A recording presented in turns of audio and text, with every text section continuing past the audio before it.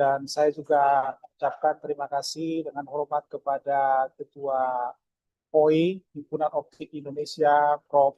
M. Hatta, yang sudah cukup kenal saya dengan cukup lama ya. Jadi kami sangat menyambut acara di malam hari ini yang menambah wawasan kita dengan judul Photonic and Electromagnetic Modeling with Lenses.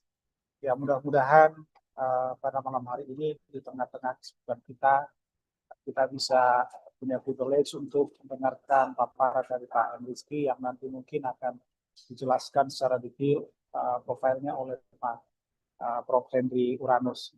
Jadi dengan mengucap syukur kepada Tuhan Yang Maha Kuasa, biarlah acara webinar malam hari ini bisa berjalan dengan lancar dan semoga Pak M. Rizky bisa mendelivery semua hal presentasinya kepada kami, kepada pecinta-pecinta photonics di Indonesia. Ya, karena saya memang bidangnya juga termasuk photonics Pak, tapi banyak saya di aplikasi laser secepatnya ya. Jadi selamat datang kepada semua tamu kami yang tidak kami sebut satu persatu. Mudah-mudahan kita bisa menyambut presentasi dengan baik. Sekian dari kata sambutan dari saya. Selamat berwebinar. Terima kasih. Terima kasih banyak kepada Pak Marincan atas kata sambutan yang telah diberikan. Selanjutnya, kita akan mendengarkan kata sambutan dari Ketua Himpunan Optika Indonesia. Kepada Bapak Prof. Dr. Agus M. Hatta, kami persilahkan. Ya, terima kasih. Assalamualaikum warahmatullahi wabarakatuh. Selamat malam, salam sejahtera untuk kita semuanya. Yang kita hormati bersama Bapak Kepala Prodi, Pak Marican Pardede dari UPH, dan juga yang kami banggakan ini guru kita ya, Prof. Henry Uranus dari UPH yang telah mengatur acara ini semua. Terima kasih, dan juga sebagai moderator. Dan tentu yang kita banggakan, kita hormati Bapak Muhammad Rizky Naufal yang akan menjadi pemateri kita pada malam hari ini. Dan yang saya banggakan seluruh peserta webinar, adik-adik mahasiswa, serta hadirin yang telah memenuhi ruang meeting ini. Pertama, kita bersyukur sekali pada malam hari ini kita membahas sesuatu yang mungkin bagi masyarakat Indonesia termasuk jarang, yaitu membahas terkait dengan teknologi optics dan photonics. Untuk itu, ini adalah kesempatan yang sangat baik bagi kita semua untuk bisa belajar bersama. Nah, khususnya yaitu terkait dengan pemodelan, khususnya bagaimana penggunaan software untuk mensimulasikan cahaya merambat di dalam struktur maupun sistem. Bersyukur sekali kita memiliki salah satu penyedia layanan software atau simulasi dan telah hadir bersama kita. Untuk itu kami mengucapkan terima kasih yang sangat besar. Ya, terima kasih sekali Pak Muhammad Rizky Naufal selaku narasumber yang senantiasa mensupport Himpunan Optika Indonesia. Dan tentu dalam kesempatan ini kami mengucapkan banyak terima kasih kepada host dari UPH, Universitas Pelita Harapan, baik dari Pak Marincan Pardede dan juga dari Pak Henry Uranus beserta segenap kru dari pembawa acara yang telah menyiapkan dengan sangat baik. Dan mudah-mudahan acara ini berlangsung dengan baik dan kita mendapatkan pelajaran yang berharga untuk malam hari ini. Sekali lagi terima kasih. Dan juga Pak Henry, apakah saya juga memperkenalkan Hoi secara langsung? Ya, silakan Pak, Ya, silakan. baik. Saya hanya menyediakan beberapa slide. Ya. Baik, ini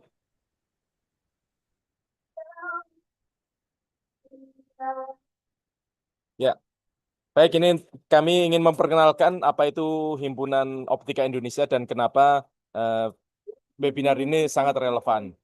Ya. Jadi tentu terkait dengan pertama adalah evolusi teknologi dari elektron menuju foton. Ya, jadi kita menyatakan bahwasanya abad ke-21 ini adalah abad photonics. abad 20 adalah abad elektronik. Nah, sehingga ini sangat relevan bagi kita semua untuk mengenal lebih jauh apa itu cahaya dan apa itu optika dan apa itu fotonik. Nah, jika elektronika adalah menggunakan elektron, maka fotonika adalah foton. Jadi teknologi ini adalah berbasis foton yang akan memenuhi teknologi ke depannya. Nah, paling tidak fotonik ini menopang 4 sektor peradaban kita, yaitu pertama komunikasi dengan fiber optiknya, dengan infrastruktur fiber optik. Yang kedua adalah kesehatan, biophotonics, deteksi penyakit dini, terapi, cancer, medical imaging. Dan yang ketiga adalah terkait energi dan lingkungan, termasuk penggunaan panel surya berefisiensi tinggi, dan juga industri 4.0 yang banyak menggunakan teknologi optik, teknologi photonics. Nah, kita tahu Indonesia adalah negara tropis, yang mana kita berada di garis khatulistiwa. Tentu bagaimana potensi sinar matahari ini bisa kita optimalkan melalui teknologi surya. Nah, ini yang menjadi tantangan bagi kita, khususnya generasi muda, untuk bagaimana mendukung kemandirian teknologi optik, termasuk penggunaan fiber optik yang menghubungkan negeri kita. Nah, INOS atau Himpunan Optika Indonesia ini adalah organisasi profesi nirlaba, ya, yang menghimpun ilmuwan, insinyur, pendidik, dan praktisi di bidang cahaya. Jadi misi utama kami adalah memajukan kemandirian teknologi optika di Indonesia melalui kolaborasi yang strategis. Dan kita juga membangun jejaring global, ya, dengan himpunan komunitas optika di dunia. Ini adalah pengurus, kita adalah pengurus periode 2025-2027. Ini dari berbagai perguruan tinggi. Ada dari Bu Wulan, ya, selaku wakil ketua, ada Pak Henry Suyanto, ya, ada dari Bu Waude, dan juga ada Pak Pumuldas Sinur. Dan kita juga memiliki majelis, ya, majelis. Salah satunya di sini adalah Prof. Henry Uranus. Beliau adalah anggota majelis dari Himpunan Optika Indonesia ini. Nah, ada beberapa kegiatan, di antaranya adalah kita sangat peduli dengan menyiapkan generasi baru melalui edukasi dan pengabdian. Ada kegiatan summer course, Skomoa, kemudian ada juga webinar yang seperti kita laksanakan pada malam hari ini, dan ada juga kegiatan yang terkait dengan pengabdian kepada masyarakat. Kita juga memiliki kegiatan 2 tahunan, yaitu International Symposium on Modern Optics and its Application, atau ISMOA, yang telah dilaksanakan terakhir kemarin tahun 2025. Insya Allah akan diadakan kembali pada tahun 2027. Tentu optika ini adalah teknologi masa depan, ya. Dan mari kita bergabung, ya. Mari kita belajar bersama. Kami undang kawan-kawan untuk bisa bergabung kepada Himpunan Optika Indonesia ini. Baik, terima kasih pengenalan. Saya akhiri. Assalamualaikum warahmatullahi wabarakatuh. Waalaikumsalam warahmatullahi wabarakatuh. Terima kasih banyak kepada Bapak atas pengenalan dan penjelasan yang sangat informatif bagi kami semua. Baik, selanjutnya kita akan masuk ke sesi utama, yakni presentasi dengan topik Photonics and Electromagnetics Modeling with ENSYS. Sesi ini akan dipandu oleh moderator kita, Bapak Prof. Dr. Henry P. Uranus. Kepada Pak Henry, waktu dan tempat kami persilahkan.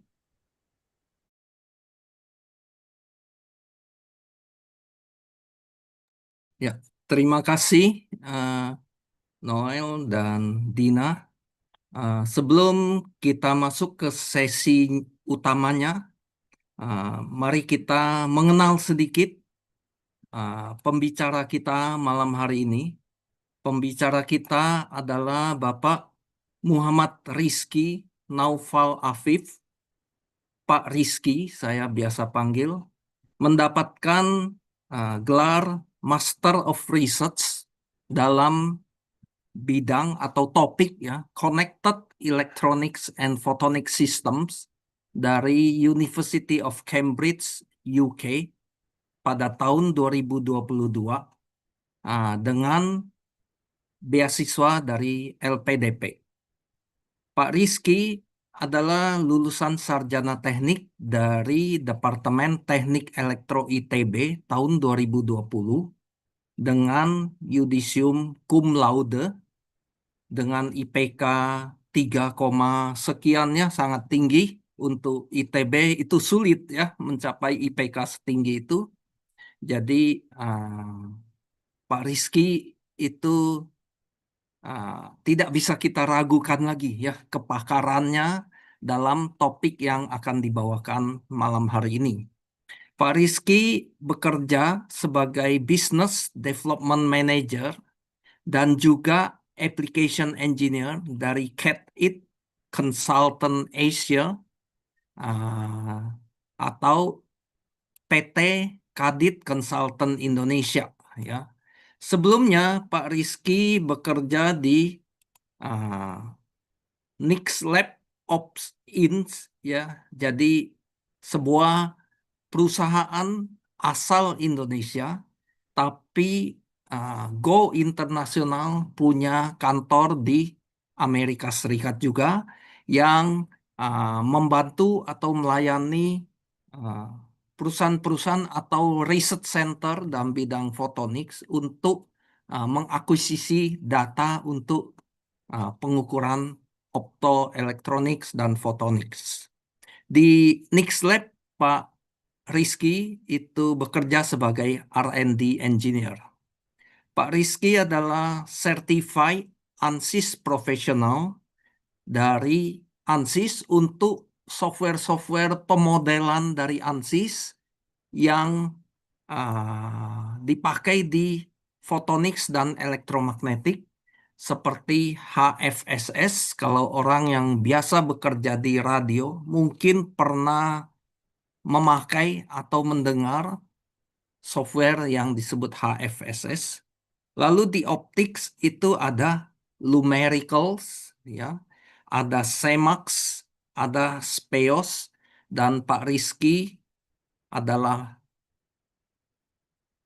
tersertifikasi sebagai profesional yang menguasai software-software tersebut. Sehingga malam hari ini Pak Rizky akan berbagi bagi kita bagaimana menggunakan software optics dan electromagnetics dari ANSYS untuk memodelkan problem-problem yang ada di bidang photonics dan elektromagnetik. Mari kita sambut Pak Rizky untuk presentasi mengenai topik hari ini. Silakan Pak Rizky, waktu dan tempat kami persilakan. Baik, terima kasih banyak Prof. Henry. Sebelumnya, selamat malam Bapak Ibu sekalian. Assalamualaikum warahmatullahi wabarakatuh. Salam sejahtera untuk kita semua. Perkenalkan kembali, nama saya Muhammad Rizky Naufal Afif. Di sini saya akan mempresentasikan terkait photonics dan elektromagnetic modeling. Namun sebelumnya jika saya menyapa satu persatu terlebih dahulu, yang saya hormati Bapak Dr. Marincan Pardede selaku Ketua Prodi Teknik Elektro Universitas Pelita Harapan. Yang saya hormati Bapak Profesor Agus Muhammad Hatta selaku Ketua HOI Himpunan Optika Indonesia atau nama Inggrisnya INOS Indonesian Optical Society sekaligus Wakil Rektor di Institut Teknologi 10 November Surabaya seperti itu. Kemudian yang saya hormati juga Bapak Profesor Henry Uranus selaku Guru Besar Bidang Fotonika ya dari Universitas Pelita Harapan di Prodi Teknik Elektro. Ya, baik mungkin untuk mempersingkat waktu langsung saya mulai saja. Saya mohon izin untuk share screen sebentar, Bapak Ibu. Ya, layar saya apakah terlihat Bapak Ibu?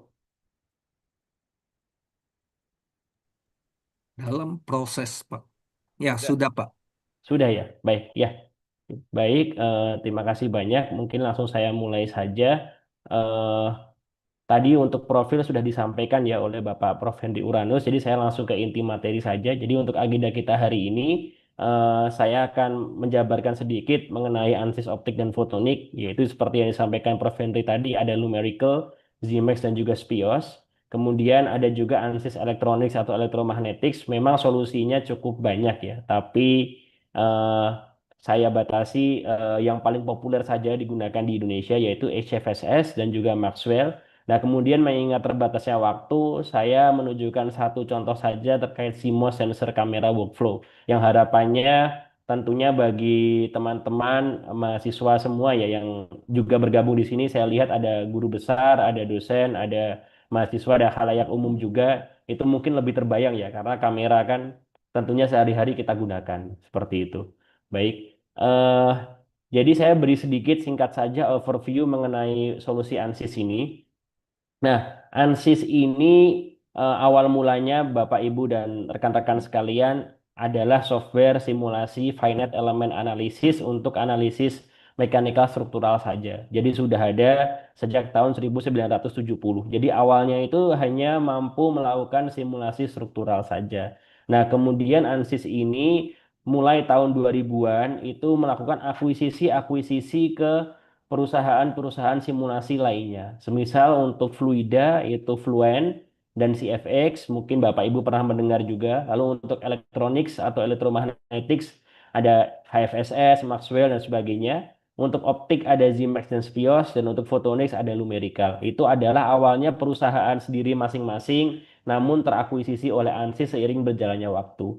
Dan per tahun lalu, tahun 2025 Bapak Ibu, ANSYS ini sendiri juga sudah diakuisisi oleh Synopsys. Mungkin Bapak Ibu pernah mendengar Synopsys ini adalah perusahaan penyedia EDA atau Electronics Design Automation yang terbesar di dunia, seperti itu. Jadi karena sudah diakuisisi Synopsys ini, saat ini Synopsys memiliki kapabilitas lengkap dari silicon to system Bapak. Jadi from silicon to system. Jadi mungkin pada detik ini kita berdiskusi, Synopsys adalah perusahaan yang memiliki solusi simulasi paling lengkap seperti itu Bapak Ibu. Namun hari ini kita akan membatasi diskusi hanya pada ANSYS optik, fotonik dan juga elektronik saja seperti itu. Nah, karena akuisisi-akuisisi tadi seperti yang dapat Bapak Ibu dan rekan-rekan saksikan atau lihat di layar, itu ANSYS memiliki portofolio produk yang sangat banyak. Jadi kalau tidak salah ada belasan fisik, kita sebutnya fisik ya. Jadi belasan bidang teknik seperti itu, struktural, fluida, elektronik dan sebagainya. Nah, hari ini kita akan membahas tentang yang optik, kemudian fotonik dan juga sedikit yang elektronik seperti itu. Kita mulai dari yang ANSYS optik dan fotonik terlebih dahulu, Bapak Ibu dan rekan-rekan sekalian. Nah, jadi untuk ANSYS optik dan fotonik ini ANSYS eh, adalah mungkin satu dari sedikit pemain yang memiliki simulasi end-to-end, Bapak Ibu. Jadi end-to-end ini artinya mulai dari skala nano, yaitu yang sering kita sebut fotonik ya. Jadi kan fotonik itu biasanya kita bermain di skala nano atau maksimal mikro seperti itu. Kemudian level makro, jadi desain lensa seperti itu menggunakan Zimax, sampai ke level sistem. Sistem di sini itu perbedaan dengan makro, artinya adalah kalau makro ini kita lebih ke melihat ray tracingnya seperti itu, straight light, tapi hanya dalam data, ya saya bisa sebut dua dimensi atau grafik seperti itu. Tapi kalau Spios ini lebih animatif ya Bapak Ibu. Jadi kita akan punya hasil rendering seperti itu dan kita bisa 360 derajat. Jadi ini biasanya untuk virtual prototyping kalau saya sebut ya. Jadi prototype produk sebelum diluncurkan itu bisa holografi, bisa telepon genggam, bisa kamera inframerah, lidar, atau kamera biasa seperti itu. Nah, pada hari ini nanti di akhir sesi saya akan coba mungkin tidak betul-betul mendemokan ya Bapak Ibu. Jadi saya sudah mencuplik-cuplik hasil simulasi yang saya lakukan. Nanti harapannya terbayang bagaimana nanti workflow-nya seperti itu. Nah, yang pertama adalah numerical Bapak Ibu. Nah, ini mungkin yang paling relevan di dunia fotonik. Kebetulan sudah sangat banyak sekali digunakan di berbagai publikasi, baik di jurnal, proceeding, book chapter, dan sebagainya Bapak Ibu ya. Jadi memang numerical ini strong point-nya atau titik kuatnya ada di PIC Bapak Ibu. Jadi PIC bagi yang belum familiar, rekan-rekan sekalian, PIC itu adalah singkatan dari Photonic Integrated Circuit, seperti itu. Jadi eh, seperti yang diutarakan oleh Prof. Agus Hatta tadi, itu saat ini abad 21 adalah abad fotonik. Jadi sekarang ini karena hukum Moore atau Moore Law itu kan sudah mencapai titik nadir ya, Bapak Ibu dan rekan-rekan sekalian, karena sudah mendekati level subatomik ya, seperti itu sehingga sudah sangat sulit diperkecil lagi. Oleh karena itu untuk mempercepat komputasi sekarang perusahaan-perusahaan tuh mulai beralih ke chip fotonik seperti itu. Yang mana dalam chip fotonik itu kan ada laser, ada fotodetektor, lalu ada modulator, mungkin bisa elektrooptik, bisa elektroabsorption, bisa termooptik. Kemudian mungkin ada coupler untuk menghubungkan dengan fiber optik yang merupakan keahlian Prof. Muhammad Hatta ya, Prof. Agus Muhammad Hatta bisa menggunakan grating coupler atau edge coupler seperti itu. Nah, numerical itu mampu mensimulasikan baik per komponen ini, komponen level ataupun level sirkuit ini Bapak Ibu. Seperti itu. Nah, tapi tidak hanya terbatas itu saja, tapi juga bisa ke fotonik-fotonik yang lain. Jadi kalau saya menyebut numerical ini general purpose photonic simulation, bisa juga untuk gratings, untuk fotonik kristal, barangkali Bapak Ibu banyak yang meriset di PCF, fotonik kristal fiber seperti itu. Untuk metrologi juga bisa, untuk defect detection, misal di industri semikonduktor atau precision machinery seperti itu. Eh, Kemudian ini yang nanti akan kita diskusikan CMOS image sensor.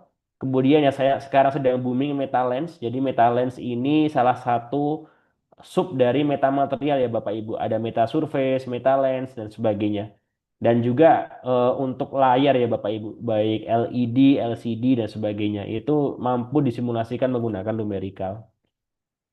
Nah, kalau Zmax ini sederhananya hanya software desain lensa saja Bapak Ibu. Jadi di sini kita akan memandang cahaya itu lebih ke cahaya sebagai sinar atau berkas ya seperti itu. Eh, tapi ada juga modul Physical Optics Propagation atau POP ya. Itu untuk simulasi laser seperti itu yang memang perlu menganggap cahaya sebagai gelombang. Nah, tadi saya terlewat kalau di numerical ini kita menganggap cahaya menggunakan definisi terbaru atau terupdate, yaitu dualisme partikel dan gelombang ya. Mungkin rekan-rekan teman-teman mahasiswa juga sedang belajar seperti itu.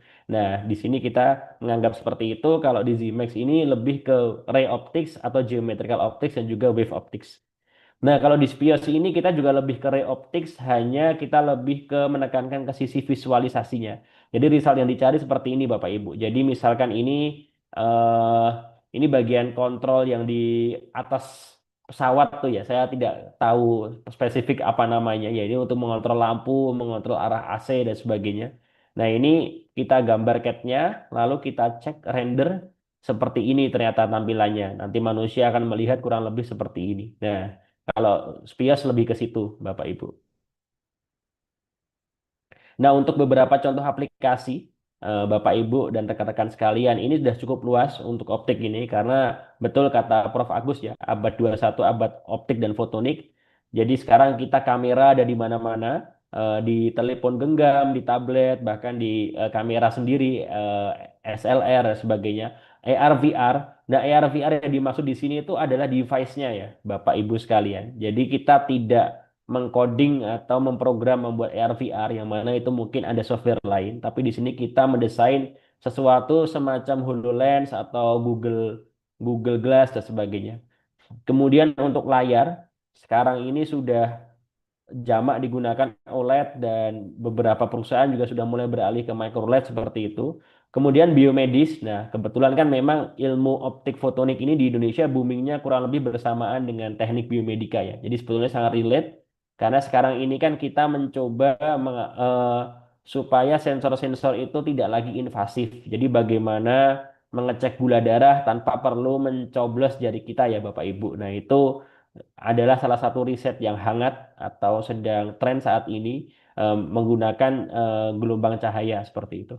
Kemudian di otomotif sangat obvious karena secara sederhana semua kendaraan pasti punya lampu eksterior atau kita sebut headlight dan juga tail light ya. Kemudian untuk mobil pasti ada lampu interior seperti itu.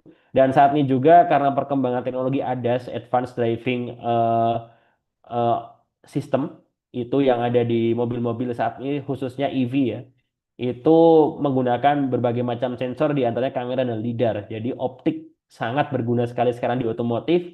Nah ini kemudian datacom, ini yang mungkin kita sering kurang sadari. Datacom ini adalah saat ini pengguna PIC yang paling besar di dunia, mungkin lebih dari 50%. Jadi datacom ini adalah teman-teman Bapak Ibu bisa bayangkan di data center itu yang saat ini di Indonesia kita sudah punya beberapa ya di Cikarang dan sebagainya itu kan menyimpan data dalam bentuk bit ya. dalam bentuk elektronik.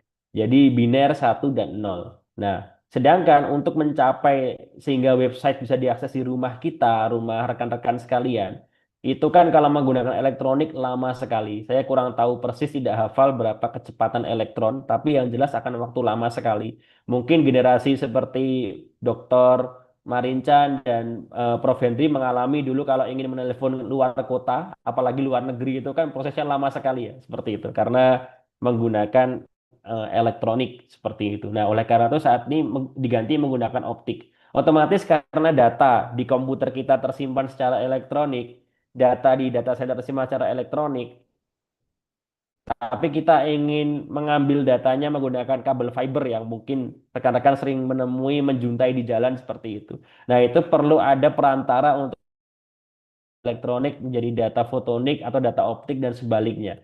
Nah, itu yang disebut dengan optical transceiver, rekan-rekan sekalian, jadi transmitter dan receiver.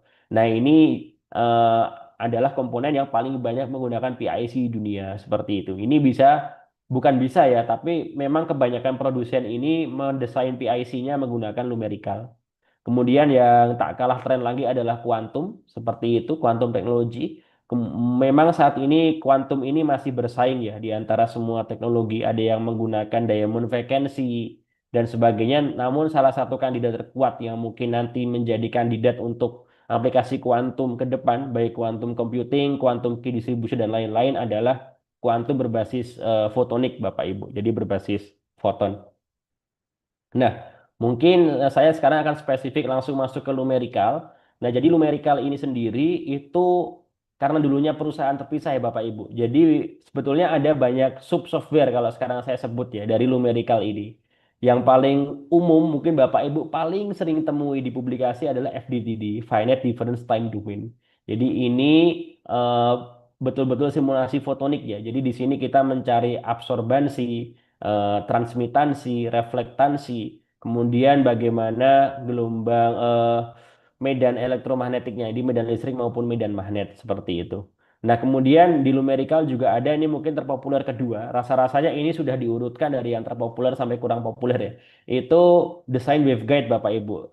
Sebetulnya apapun yang memandu cahaya. Jadi tidak harus waveguide karena kalau definisi waveguide yang sempit kan itu strukturnya harus ada dalam chip ya Bapak Ibu, skala mikro atau nano, tapi di sini juga termasuk optical fiber, kita perluas definisinya. Bahkan termasuk juga struktur yang membawa cahaya dari lebar yang lebih lebar ke yang lebih sempit. Misalkan kita sebut taper ya, seperti itu. Kemudian juga yang men-split atau menggabungkan cahaya seperti wide splitter atau directional coupler seperti itu. Nah, itu bisa didesain menggunakan mode ini. Ya, kemudian sekarang ini kan era multidisiplin ya. Jadi jarang sekali kita hanya berjibaku pada satu disiplin atau fisik saja. Jadi semisal tadi Bapak Ibu transceiver itu kan ada modulator, jadi data elektronik diubah menjadi optik dan sebaliknya ada fotodetektor, data optik diubah menjadi elektronik. Nah, itu kan fenomena elektrooptik ya. Nah, itu perlu dimodelkan dengan solver khusus yang kami sebut charge di sini mungkin sudah tertulis kecil seperti itu di dalam numerical multiphysics dan juga salah satu jenis modulator lain kan yang berdasarkan panas. Nah, itu kita sebut thermo-optic phase shifter. Fenomena thermo-optik itu bisa dimodelkan juga menggunakan solver heat yang ada dalam sub software ini. Nah, kemudian untuk yang bermain di sirkuit level, mungkin kalau elektro nyamannya di sini ya mungkin. Karena kalau komponen ini barangkali untuk level Indonesia masih abu-abu ya. Ini apakah elektro, apakah fisika atau teknik fisika seperti itu. Tapi kalau sirkuit ini kan mainan mahasiswa elektro atau insinyur elektro seperti itu. Nah, sirkuit ini juga mampu disimulasikan menggunakan numerical, yaitu sirkuit fotonik. Nah, kalau yang terakhir ini mungkin kurang relevan dengan kondisi Indonesia saat ini. Kemarin saya membaca postingan Prof. Agus Muhammad Hatta setelah Semiconductor Summit itu di Indonesia kan baru ada 4 perusahaan semikonduktor ya. Dengan di Malaysia ada 90 lebih. Nah, memang ini si ML compiler ini lebih lazim digunakan di foundry Bapak Ibu. Foundry itu adalah tempat di mana kita mencetak chip seperti itu, baik chip elektronik maupun chip fotonik yang sayang sekali di Indonesia belum ada ya Bapak Ibu. Kita paling punya clean room di beberapa tempat Setahu saya ada di PAU ITB, kemudian yang baru mungkin di basement Berinci situ Bandung, tapi saya kurang tahu apakah sudah tereksekusi atau belum karena terakhir saya ke sana masih proses seperti itu. Nah, itu nanti foundry-foundry itu biasanya memiliki komponen-komponen yang proprietary seperti itu Bapak Ibu. Nah, komponen yang proprietary itu eh, supaya fabless company seperti mungkin perusahaan saya sebelumnya Nixlab seperti itu dapat dengan mudah menggunakan komponen proprietary itu, maka dia membuat compact model library dari komponen-komponen yang proprietary atau berpaten itu. Sehingga nanti kita di interconnect tinggal menggunakan apa namanya? eh diagramnya saja, blok diagramnya saja seperti itu. Nah, untuk numerical ini Bapak Ibu sudah digunakan di lebih dari 50 negara termasuk Indonesia. ITS di grup Prof. Agus Muhammad Hatta, Rekayasa Fotonik Teknik Fisika sudah merupakan pengguna aktif ya seperti itu. Dan juga ada beberapa universitas lain yang sudah memiliki semenjak belum diakuisisi oleh ANSYS seperti itu. Eh, dan total saat ini di seluruh dunia sudah lebih dari 1.100 customer. Ini data sebetulnya 3 tahun yang lalu, barangkali sekarang sudah lebih seperti itu. Nah, numerical ini sangat terkenal kalau saya bisa bicara, karena kalau rekan-rekan bisa coba cari sekarang, saya yakin angkanya sudah bertambah, karena saya men-screenshot ini sudah sekitar tahun lalu seperti itu. Per tahun lalu itu ada 31.000 lebih publikasi yang menggunakan numerical. Kalau kita cari di Google Scholar, mungkin saat ini sudah bertambah. Dan memang statistik menunjukkan 46 dari 50 top universitas di dunia dan 10 dari top 15 perusahaan IT di dunia itu menggunakan numerical, Bapak Ibu, di dalam universitas atau perusahaannya. Seperti itu. Dan sebetulnya saya ada beberapa referensi customer, namun mengingat ada kerahasiaan dan ini acara disiarkan di YouTube, jadi tidak dapat saya tampilkan seperti itu. Nah, ini beberapa contoh aplikasi yang menggunakan numerical. Jadi tadi kita sudah bahas Datacom, LiDAR. Sekarang hampir semua mobil yang baru ada LiDARnya. Karena untuk ADAS tuh, Advanced Driving Assistance System. Lalu ini untuk PDK. Nah, PDK itu CML compiler yang saya ceritakan tadi. Lalu optical sensing atau biosensing menggunakan optik juga sedang naik daun. Kemudian untuk lighting tadi ya, untuk lighting baik lighting lampu maupun otomotif, kemudian juga untuk meteorologi. Ini adalah beberapa contohnya seperti itu. Nah, ini yang terkait PIC tadi. Jadi tadi masing-masing komponen ini bisa dimodelkan menggunakan solver-solver numerical yang spesifik. Misal untuk laser, tergantung apa yang ingin dicari dulu Bapak Ibu. Jika mencari apa namanya transmitansinya berapa, lalu medan magnet medan listriknya berapa, itu menggunakan FDTD. Tapi kalau misalkan kita ingin tahu bagaimana moda cahaya ada di dalam waveguide itu, maka menggunakan mode. Kalau kita ingin ubah menjadi elektronik, eh, maka menggunakan charge atau sebaliknya seperti itu. Dan seterusnya ya. Nanti mungkin secara lebih detail bisa kita bahas di kesempatan lain mengingat waktu yang terbatas. Nah, kemudian numerical ini sudah integrated dengan ekosistem PIC, Bapak Ibu. Jadi yang pertama terkait aplikasinya. Nah, saat ini memang masih ada kelemahan ya. Jadi kelemahan chip fotonik dibanding elektronik adalah chip fotonik ini belum bisa mendrive dirinya sendiri. Atau apa ya istilah bahasa Indonesianya, belum bisa menjalankan dirinya sendiri. Jadi tidak mungkin chip fotonik ini menyala kalau tidak ada listrik, Bapak Ibu. Kurang lebih seperti itu ya. Ya berbeda dengan chip elektronik ya, memang karena elektronik harus ada listrik ya. Dia tidak perlu sempat ada proses berubah menjadi bentuk lain. Misalnya berubah jadi cahaya dulu atau berubah jadi bunyi dulu tidak perlu. Tapi kalau optik ini perlu ada driver elektroniknya. Nah, oleh karena itu hampir tidak ada chip fotonik yang stand alone. Jadi chip fotonik yang ada itu pasti ada minimal driver elektroniknya. Nah, oleh karena itu kebanyakan chip itu adalah sebetulnya bukan PIC tapi EPIC, Electronic Photonic IC, atau kalau istilah lain CPO. Nah, CPO ini bukan crude palm oil ya Bapak Ibu, tapi co-package optics seperti itu, co-package optics ya. Co-package optics. Nah, kebetulan memang numerical ini hanya menyediakan eh, desain automation tool untuk yang fotonik. Nah, jadi untuk yang elektronik itu sudah ada kerjasama dengan Cadence, dengan Siemens, dan juga karena Ansys sudah diakuisisi Synopsys, sekarang juga bisa dengan Synopsys seperti itu. Jadi nanti chip elektroniknya didesain di salah satu dari tiga tadi, Cadence, Siemens, atau Synopsys. Lalu fotoniknya didesain di numerical, kemudian nanti bisa digabungkan bersamaan. Dan juga sudah support juga dengan solusi-solusi open source, misalnya kayak Layout, Python, eh, kemudian GDS Foundry, dan sebagainya.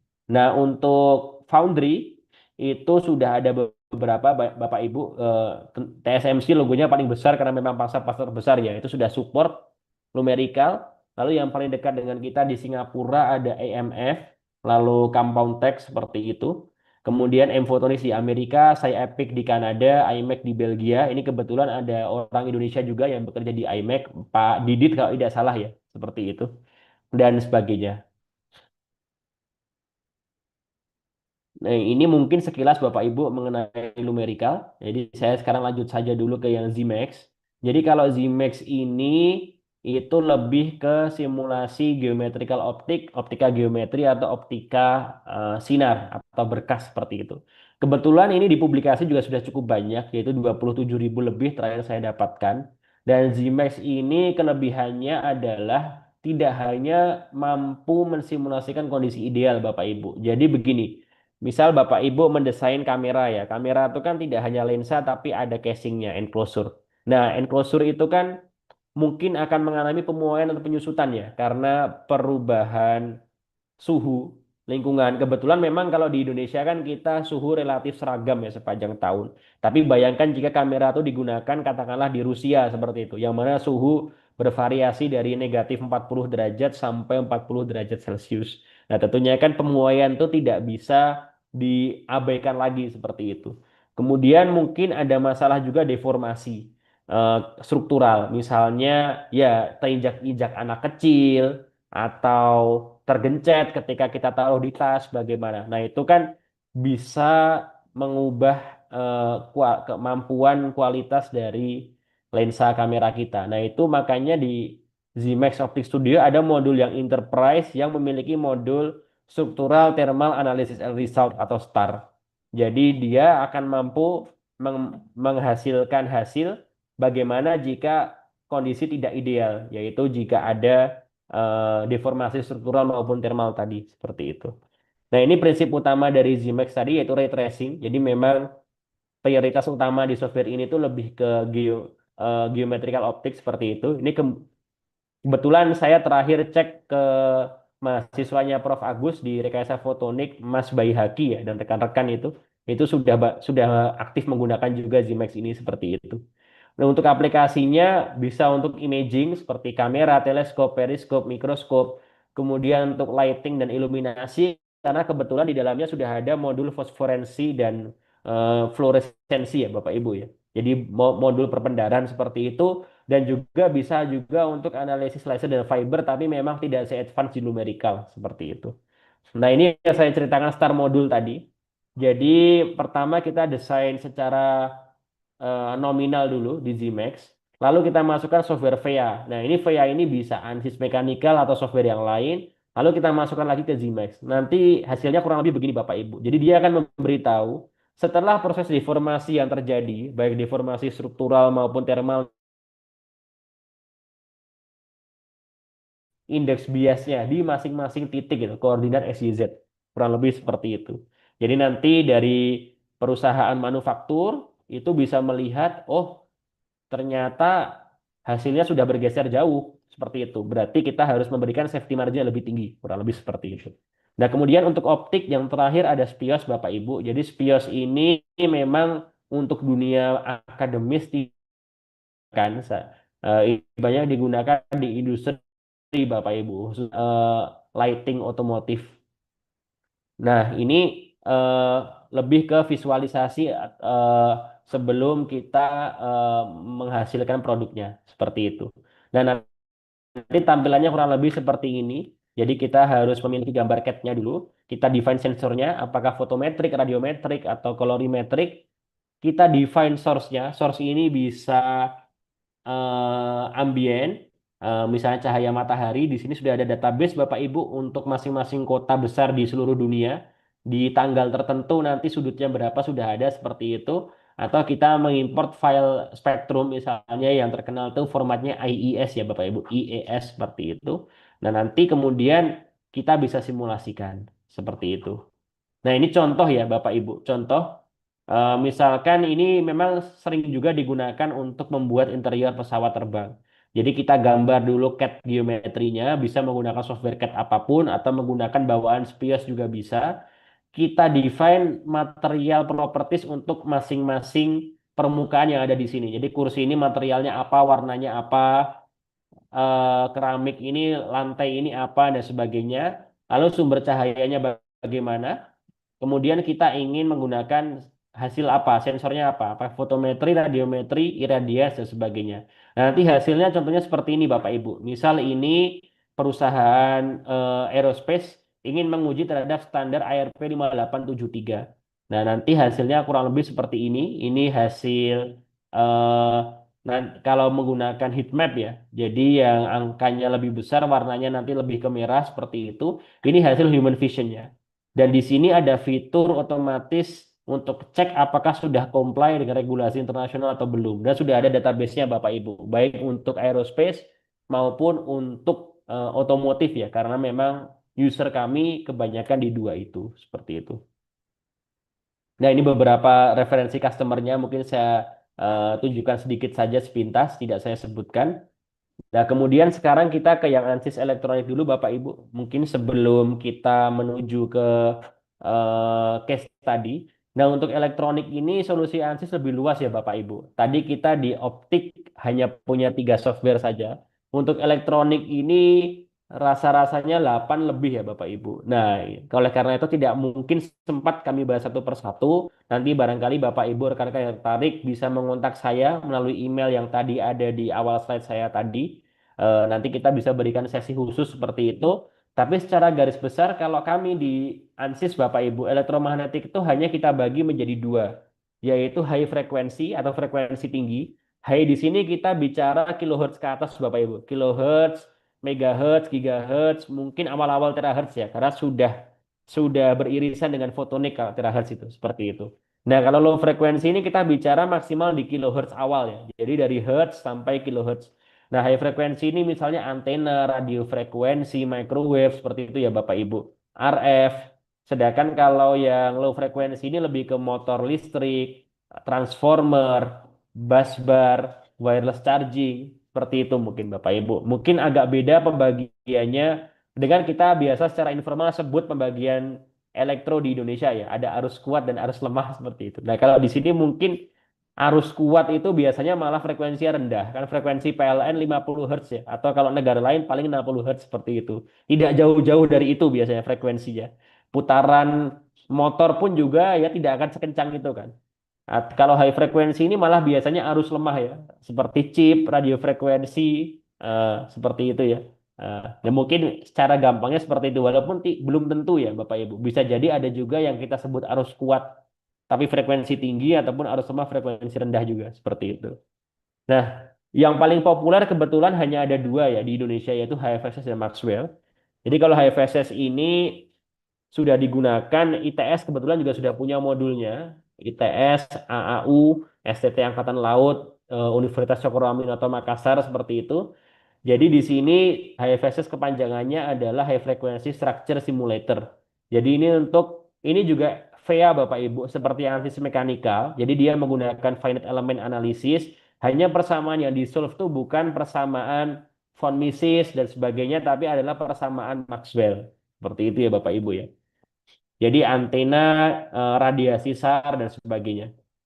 Jadi aplikasi utamanya.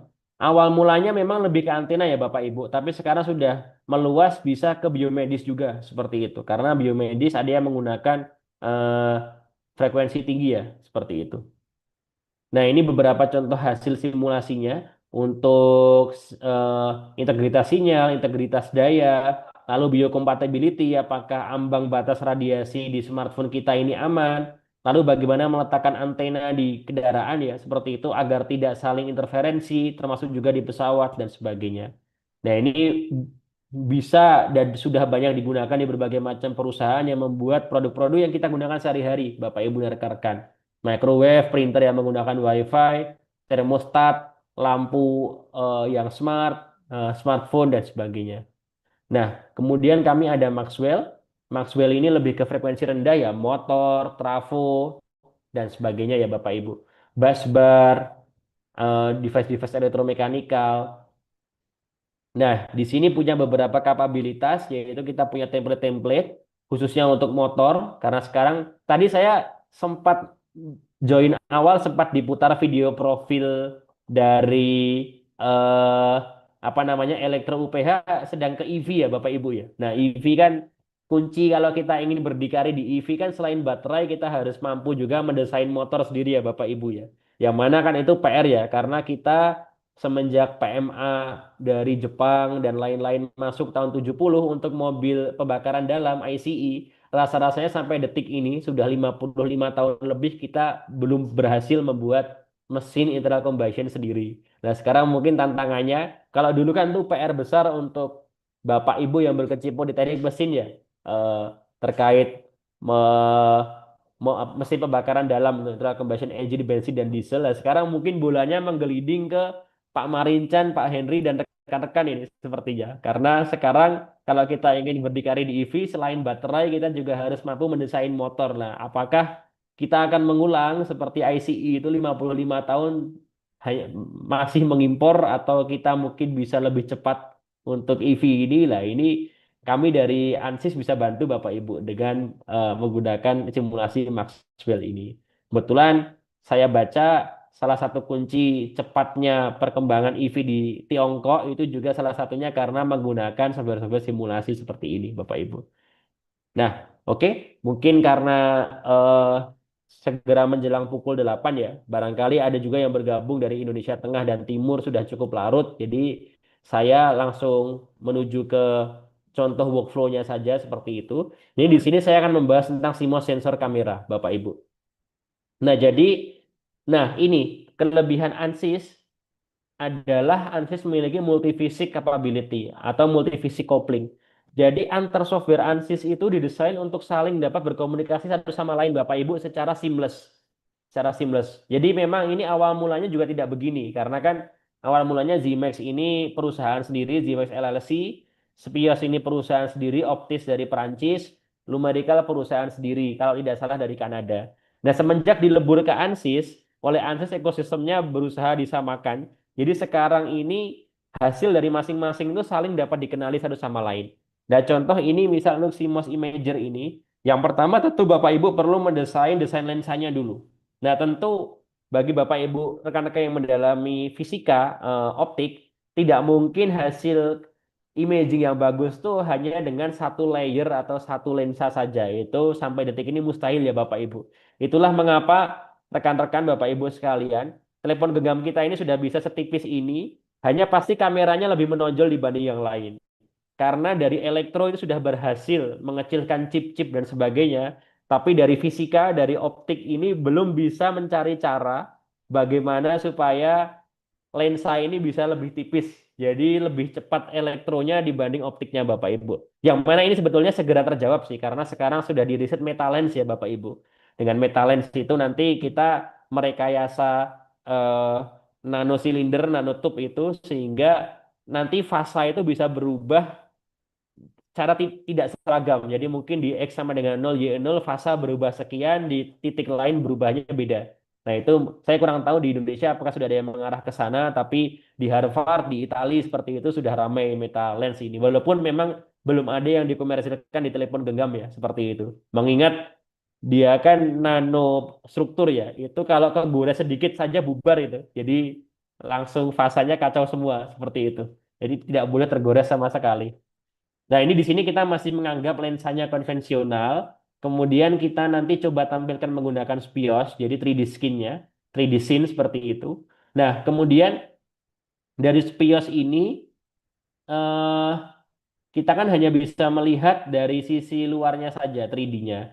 Nah, tentunya kalau kita ingin membuat kamera itu kan harus ada device yang bukan mengubah ya Bapak Ibu. Nanti saya kena marah dosen profesor fisika karena kan foton tidak bisa diubah jadi elektron.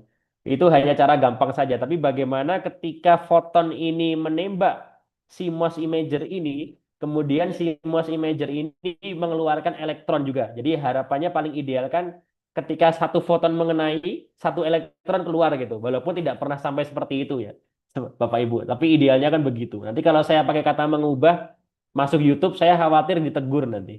Jadi bukan mengubah ya Bapak Ibu. Harapannya seperti itu.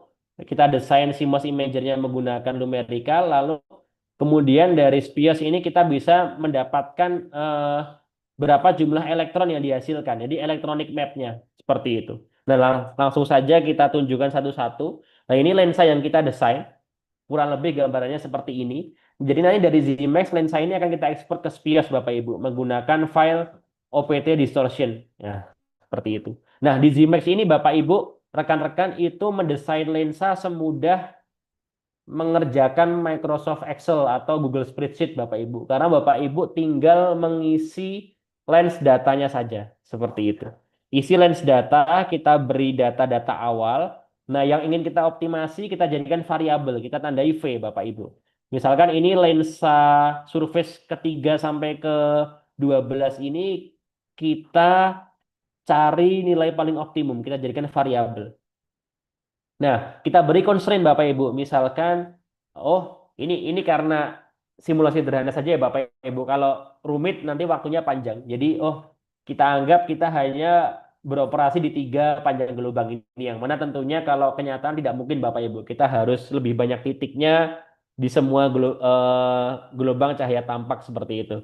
Kemudian kita sudut angle cahaya datang itu berapa. Di sini juga hanya diasumsikan 0 sampai 40 seperti itu. Nah, ini hasilnya. Ini 3D-nya. Ini shaded modelnya seperti itu. Nah, ini ada spot diagram. Jadi kita bisa lihat kalau 0 ya pasti spotnya di tengah. Tapi kalau ternyata kita coba di field yang lain. Jadi kalau cahaya datang dari sudut yang lain itu relatif terfokuskan di satu titik. Tapi memang ini kalau kita lihat hasilnya lebih optimal ketika pajak gelombangnya 0,6. Karena kalau 0,5 atau 0,4 nih agak cukup tersebar ya, seperti itu.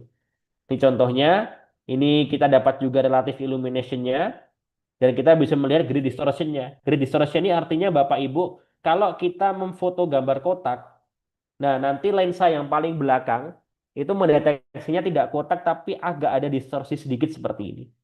Nah, ini kalau tentunya tujuan kita membuat dia kotak sempurna ya Bapak Ibu. Tapi memang lensanya harus sangat tebal biasanya atau sangat banyak. Nah, kemudian kita ekspor ke SPIOS. Nah, nanti di SPIOS Bapak Ibu kita bisa mendapatkan rendering seperti ini. Dan kita bisa simulasikan bagaimana kalau siang, malam, dan ada lampu. Nah, ini misalkan di siang hari. Nanti kameranya akan mendeteksi seperti ini kurang lebih Bapak Ibu. Kalau malam ya dia deteksi seperti ini. Nah, kalau malam dengan lampu akan seperti ini ya, Bapak Ibu. Ini contoh, ini lampunya kebetulan warnanya kekuning-kuningan ya. Jadi malah kelihatannya jadi lebih gelap seperti itu. Termasuk kita bisa lihat luminous exposure-nya seperti itu. Jadi kita bisa tahu lux second-nya ini berapa luminous exposure-nya. Nah, kemudian itu kan kita baru bermain di ranah optik. Nah, kita harus mengonvert ke elektronik tadi, kita harus mendesain CMOS imager. Nah, CMOS imager itu menggunakan numerical Bapak Ibu. Jadi yang pertama, kita cari dulu optical efisiensi, karena ini optical efisiensi cukup menggunakan FDTD. Nah, kemudian untuk quantum efisiensi kita perlu menggunakan charge seperti itu. Nah, nanti kita akan dapat internal quantum efisiensi, kemudian external quantum efisiensi itu adalah perkalian dari optical efisiensi dikalikan dengan internal quantum efisiensi. Seperti itu. Nah, ini alhamdulillah ANSYS ini awalnya kan memang mengakuisisi dari produsen yang berbeda-beda ya Bapak Ibu. Jadi bahasa pemrograman yang digunakan juga berbeda-beda. Ini contohnya masih menggunakan yang native numerical yaitu LSF, numerical scripting file, tapi sekarang ini semua sudah dipitonisasikan Bapak Ibu. Jadi ada istilah hilirisasi, gentengisasi lah. Saya menggunakan istilah pitonisasi, Bapak Ibu. Jadi ini ANSYS sudah mempitonisasi software-softwarenya, jadi baik mekanikal, fluida, elektronik maupun optik fotonik sekarang sudah bisa menggunakan Python semua. Cuma memang workflow yang saya tampilkan ini masih menggunakan yang native seperti itu. Jadi kita buat scripting. Nah, ini hasil simulasi FDTD-nya, ini geometrinya. Nah, mungkin Bapak Ibu yang pernah menggunakan numerical versi lama, Mas, dulu FDTD tampilannya nggak kayak gini. Ya, ini tampilan modern Bapak Ibu, yang 3D CAD. Tapi ini masih bisa kita kembalikan ke tampilan yang lama, yang 4 view seperti itu. Nah, di sini kita dapat optical efficiency data, seperti itu. Kemudian kita dapat juga optical generation rate. Nah, ini contoh ya Bapak Ibu. Misal ada panjang gelombang 400 nano datang, nah itu kan jelas warna biru ya Bapak Ibu. Otomatis dia akan ditangkap oleh pixel yang blue seperti itu. Nah, sekarang bagaimana kalau cahaya biru tapi agak ada sudutnya sedikit. Nah, ternyata agak apa ya? Mungkin saya kurang tahu ini bahasa Indonesia bukan, agak bleber ya Bapak Ibu. Agak bleber ke green seperti itu. Dan memang hal-hal seperti ini sering terjadi, oleh karena itu rekan-rekan tidak perlu heran mengapa ada beberapa ponsel atau kamera yang warnanya itu tidak sama dengan kenyataan. Ya inilah yang terjadi seperti itu. Jadi yang mendeteksi itu bukan pixel yang tepat seperti itu. Biru dianggap hijau, hijau dianggap merah, merah dianggap hijau dan sebagainya. Itu karena kejadian-kejadian seperti ini. Hmm. Nah, kemudian kita simulasikan menggunakan charge. Jadi kan ini kita sudah bicara ke yang elektronik ya Bapak Ibu, device semikonduktor, jadi ada N-well dan sebagainya. Nah, di sini dari buyer cell tadi itu kita akan melihat masing-masing itu internal quantum efisiensinya berapa. Seperti itu. Ada metodenya menggunakan weighting function ini. Tidak akan saya bahas terlalu dalam. Nah, nanti kita akan mendapatkan internal quantum efisiensi seperti itu. Jadi artinya adalah internal quantum efisiensi itu tiap satu foton yang menyentuh atau mengenai si MOS imager, berapa elektron yang dihasilkan. Nah, idealnya kita inginnya satu, tapi kenyataannya 0,9, 0,8, dan sebagainya. Nah, nanti itu kita kalikan dengan OI tadi, optical efisiensi yang kita dapat di FDTD. Kalau optical efisiensi ini kan seberapa banyak cahaya yang dapat kita tangkap. Jadi idealnya satu foton masuk kita mendeteksi satu juga, tapi kadang mungkin 2 foton baru kita deteksi satu foton saja, yang satu tidak terdeteksi seperti itu. Nah, itu kita kalikan, maka kita dapat external quantum efficiency. Nah, external quantum efficiency ini dalam file JSON ini nanti kita, nah ini hasilnya Bapak Ibu, kita ekspor ke SPIOS, kembali lagi ke SPIOS. Nah, di SPIOS ini kita bisa mendapatkan electron mapping. Jadi electron mapping di SPIOS ini sesuai dengan standar dari EMVA Bapak Ibu. EMVA ini European Machine Vision Association. Jadi asosiasi penglihatan mesin Eropa. Machine vision ini ya kalau di Indonesia kita lebih sering nyebutnya computer vision ya Bapak Ibu. Jadi sudah ada standarnya.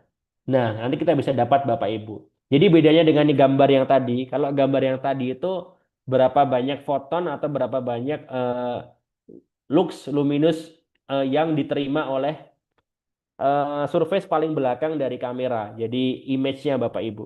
Nah, kalau ini setelah terkonversi menjadi elektron, itu ada berapa elektron di masing-masing titik. Begitu kurang lebih Bapak Ibu. Jadi di masing-masing titik koordinat XY itu kita mendeteksi berapa elektron. Ini bisa kita lihat bervariasi dari 0 sampai 12.000. Dan kalau malam, elektron yang kita dapat makin sedikit.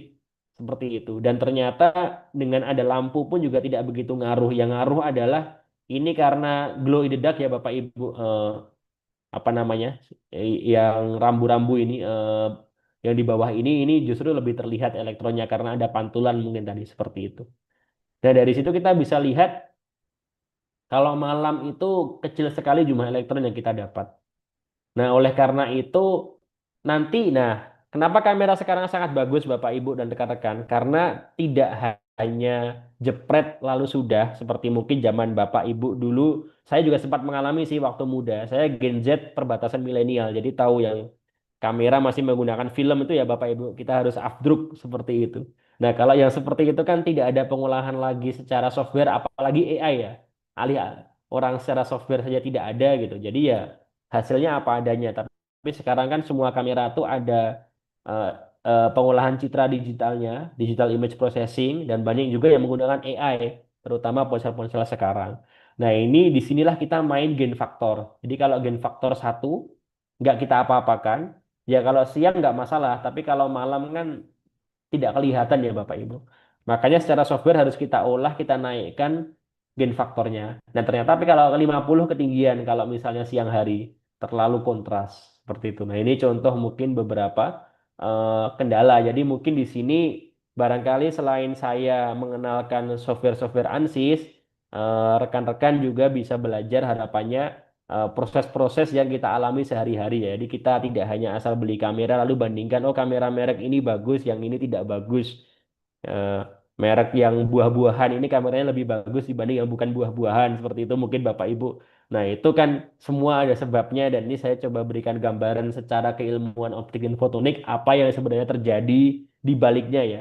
Mulai dari lensa yang tidak bisa mengejar tipisnya chip, eh, sampai adanya CMOS imager yang mana tadi saya sudah tunjukkan kadang cahaya itu bleber kalau misalkan datangnya itu tidak collimated, tidak 0 derajat. Jadi kadang di beberapa mungkin yang kamera low end biru jadi hijau, hijau jadi merah dan sebagainya, gambar tidak sama warnanya ya karena itu sebabnya. Lalu mungkin ada yang kalau malam kurang baik ya karena software pengolahan citra digitalnya itu mungkin tidak seoptimal yang lain.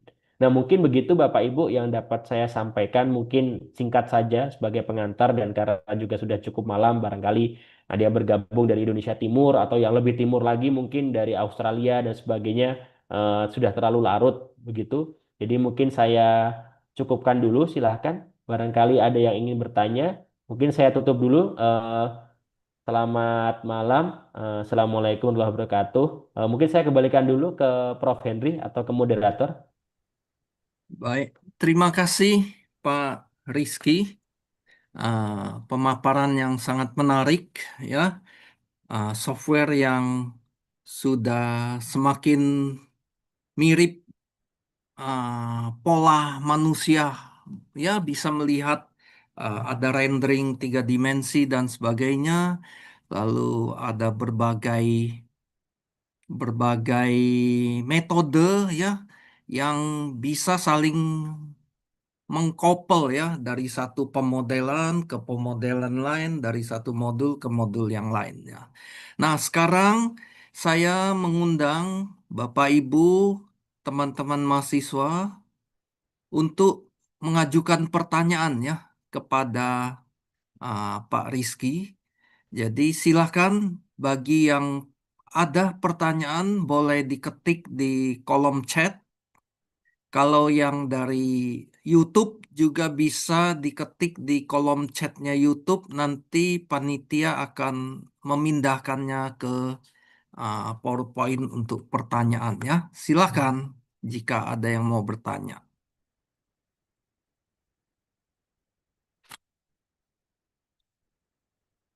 Eh, Mungkin sambil yang mau bertanya memikirkan apa yang mau ditanyakan, ah, saya mungkin minta diperlihatkan sedikit kalau ada yang kuantum itu seperti apa ya Pak? Simulasi untuk quantum optics memakai softwarenya ANSYS. Oh iya, baik. Baik Prof. Henry, sebentar saya bukakan slide-nya dulu ya Prof. Kebetulan tidak ada di slide yang ini seperti itu. Jadi saya kebetulan sudah siapkan juga slide-nya tapi slide yang lain. Mohon izin untuk saya buka sebentar. Eh,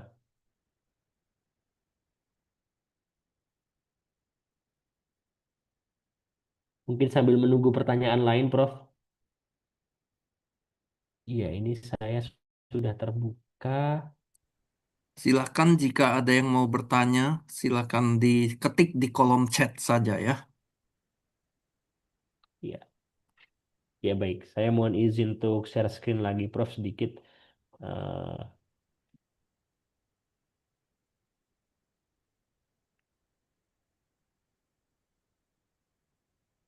Ya, apakah layar saya sudah terlihat ya, Prof? Sudah Pak. Iya. Jadi untuk kuantum ini kami ada modul namanya numerical quantum interconnect, Bapak, seperti itu. Jadi Q interconnect ini eh, kita mensimulasikan level sirkuit, tapi kita tidak hanya mensimulasikan fotoniknya saja, tapi kita mensimulasikan perilaku kuantumnya. Jadi kita menghasilkan quantum state sebagai input, kemudian kita membuat quantum logic gate, dan kemudian kita mengekstrak quantum plusnya. Kurang lebih seperti itu ya.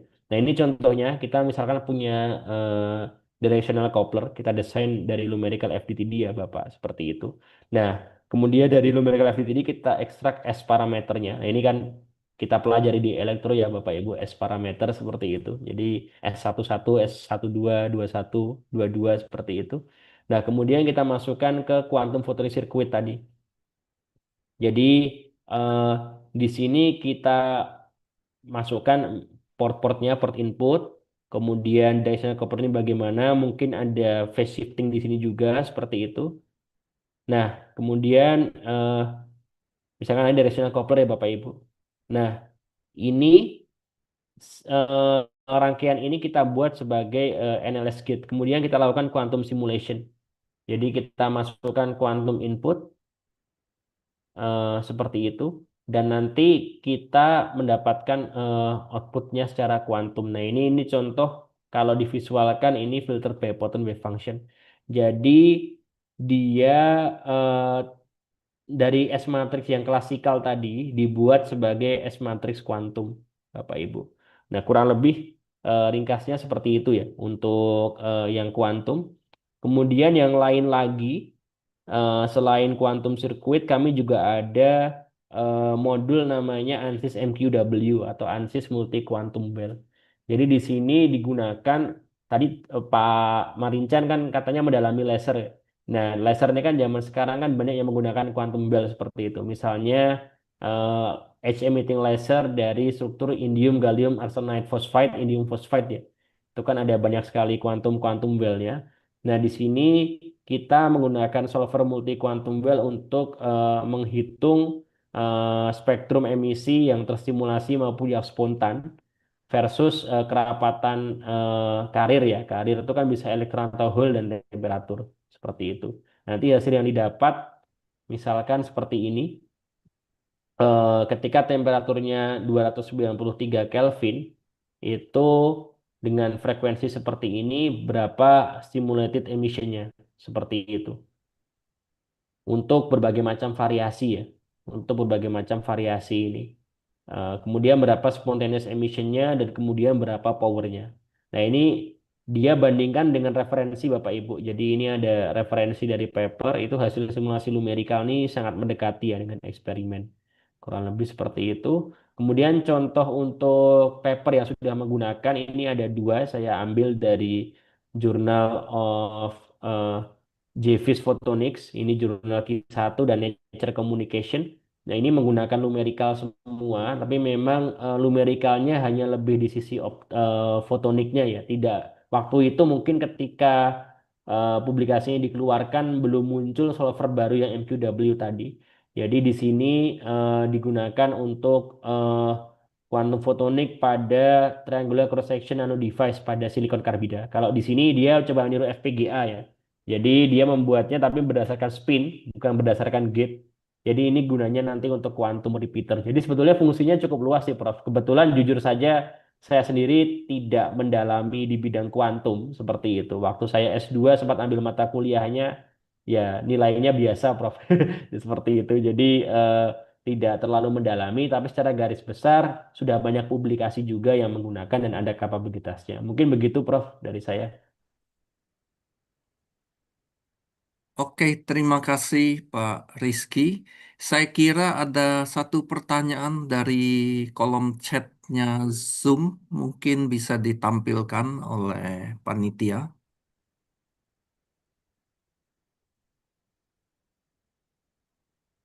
Ada satu pertanyaan dari... Oke, silakan Pak Rizky, ada pertanyaan dari Pak Galang dari UPH, kira-kira apa yang perlu kita persiapkan sebagai mahasiswa atau pekerja di bidang elektro menghadapi perkembangan ilmu fotonika yang pesat? Iya, baik. Terima kasih banyak Pak Galang dari Universitas Pelita Harapan. Pertanyaan yang bagus sekali ya Bapak Ibu sekalian. Nah, kalau mungkin saya lihat di Indonesia ini Bapak Ibu itu exposure terhadap fotonik ini di level undergrad atau sarjana itu kan masih cukup kurang ya Bapak Ibu.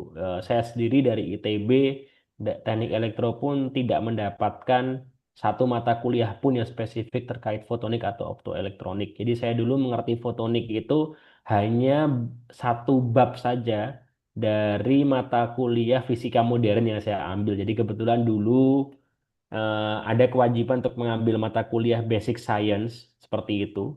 Nah, itu saya mengambilnya fisika modern, walaupun teman-teman saya yang lain mengambilnya anatomi dan fisiologi, Bapak Ibu. Tapi karena saya dari SMP tidak suka biologi, saya ambilnya yang berbau fisika saja seperti itu. Nah, saya ambil situ, lalu saya mempelajari atau dualisme partikel gelombang, apa namanya pada cahaya, lalu efek fotolistrik dan sebagainya. Saya muncul ketertarikan karena satu bab itu, jadi bukan mata kuliah khusus. Dan juga di Indonesia ini masih silo ya Bapak Ibu, terpisah-pisah. Kajian fotonik ini tersebar di fisika murni, teknik fisika, dan teknik elektro seperti itu. Eh, dan teknik elektro pun mungkin baru di UPH, UKRIDA, dan ITB mungkin ya. Kalau yang lain tuh lebih ke fisika dan teknik fisika kan bisa kita lihat juga dari keanggotaan di INOS ya Bapak Ibu itu kan mayoritas dari prodi fisika. Teknik fisikanya pun saat ini hanya grupnya Prof. Agus ya dari ITS dan elektro ya setahu saya Prof. Henry, lalu Pak Indra Karnadi dan yang dari ITB kebetulan belum bergabung ya ada Prof. Trio dan Pak Ahmadi seperti itu. Eh, nah kalau dari saya mungkin dari sisi universitas ya barangkali itu eh, mungkin bisa menyiapkan modul ya, minimal mata kuliah pilihan untuk memberikan awareness ke ilmu fotonik. Nah, kalau dari sisi mahasiswa, kalau dari saya dulu yang saya lakukan ya dengan resource yang terbatas kita eh, membaca literatur Bapak Ibu rekan-rekan sekalian. Jadi saya dulu ya membaca buku terkait fotonik seperti itu. Kemudian sekarang kan ada banyak software ya. Eh, untuk numerical ini kebetulan bisa request juga free trial seperti itu. Nanti yang menghendaki bisa mengontak saya seperti itu. Jadi nanti Bapak Ibu bisa juga mencoba terlebih dahulu untuk beberapa kasus. Dan juga sebetulnya untuk numerical ini kalau saya boleh share sedikit ya Bapak Ibu. Mohon izin eh, sebagai gambaran ya. Nah, eh, numerical ini menyediakan resource untuk belajar secara gratis. Jadi saya izin share screen layar saya. Nah, jadi mungkin rekan-rekan sering menggunakan software, tapi software itu tidak memberi contoh atau example apapun. Pun kalau ada, contohnya itu saja tidak ada update, jadi tidak sesuai dengan sesuatu yang kiwari atau kekinian ya Bapak Ibu. Seperti itu. Lah, kalau Ansys Optik ini lain daripada yang lain Bapak Ibu. Jadi Ansys Optik ini memberikan secara gratis atau cuma-cuma contoh-contoh aplikasi yang sekarang sedang tren. Jadi misalkan ini electro-optic infrared sensing, holografi, pixel, metal lens yang saya ceritakan tadi ini, FBG hydrogen sensor dan lain-lain, ini disediakan resource-nya secara gratis di optics dan ansys.com. Bisa kita buka salah satu Bapak Ibu. Nah, nah, ini tidak perlu login sama sekali, Bapak Ibu bisa mendownload filenya. Jadi file ini berisi file numericalnya. eh, Kalau misalkan di workflow ini sebutkan analisis yang lain, mechanical dan lain-lain juga diberi filenya dan juga kalau ada coding, semua codingnya juga diberikan. PR-nya tinggal softwarenya Bapak Ibu memiliki atau tidak kan, seperti itu. Nah, kalau memiliki resource ini dengan mudah diakses, diberi penjelasan Bapak Ibu, diberi penjelasan karena Bapak Ibu mungkin dari akademis ya memerlukan persamaan, diberi persamaan, bahkan diberi di bawah itu referensi publikasinya, seperti itu. Dan ini aplikasinya sangat lengkap sekali Bapak Ibu. Ini single photon avalanche detector, distributed eh, eh, feedback brake, seperti itu. Lalu kita ada juga untuk otomotif, aerospace and defense, plasmonic, photonic crystal, grafin dan sebagainya. Nah, mungkin kalau dari saya ya, eh, karena saya juga dari vendor software ya Bapak Ibu, apabila kampus memiliki software-software seperti numerical ini paling tidak versi teaching yang kebetulan biayanya juga cukup terjangkau, kemudian nanti dari mahasiswa bisa mengeksplor sendiri dari contoh-contoh yang ada di sini, seperti itu. Sehingga nanti ketika studi lanjut, barangkali S2, S3 di luar negeri, atau mungkin ada kesempatan juga bekerja di luar, atau nanti kembali ke Indonesia sebagai akademisi atau periset di BRIN dan sebagainya itu sudah lebih matang lah seperti itu dalam keilmuan fotonik. Mungkin begitu dari saya, Bapak Ibu. Ya, terima kasih Pak Rizky. Ada pertanyaan lain silakan ditampilkan oleh panitia. Oke, pertanyaan berikutnya dari Pak Nur Abdillah Sidik dari UGM, mempertanyakan spesifikasi komputer yang dibutuhkan untuk instalasi Lumerical. Silakan Pak Rizky.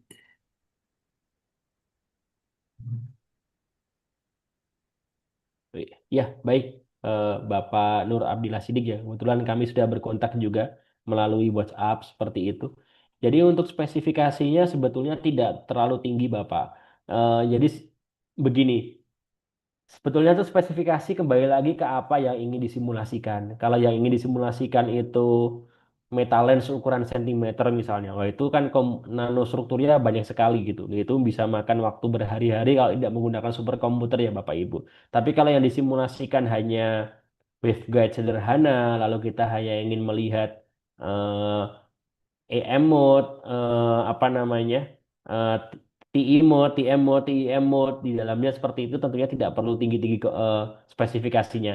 Nah ini komputer saya sendiri yang sering saya gunakan untuk simulasi ini RAM-nya 32 GB Bapak Ibu. Kemudian core-nya tuh hanya 4.